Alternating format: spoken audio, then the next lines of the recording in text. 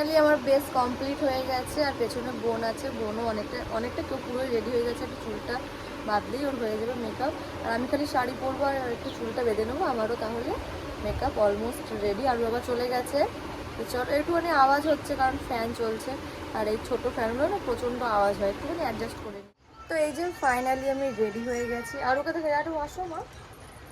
এই দেখো আমার আরও এখন ঘুম থেকে উঠেছে, ও এখনও রেডি হয়নি, রেডি হবে তারপরে আমরা যাই, তাই না মা? তো গাইজ আমরা রেডি হয়ে বেরিয়ে গেছি, কিন্তু আমাদের কেমন লাগছে একটু কমেন্ট করে জানিও তো, অবশ্যই কমেন্ট করো।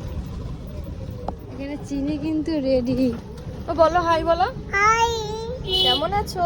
আমার না তো আমরা মামা বাড়ি যাচ্ছি, মামা বাড়ি আমার বাড়ি যাচ্ছি, আছে।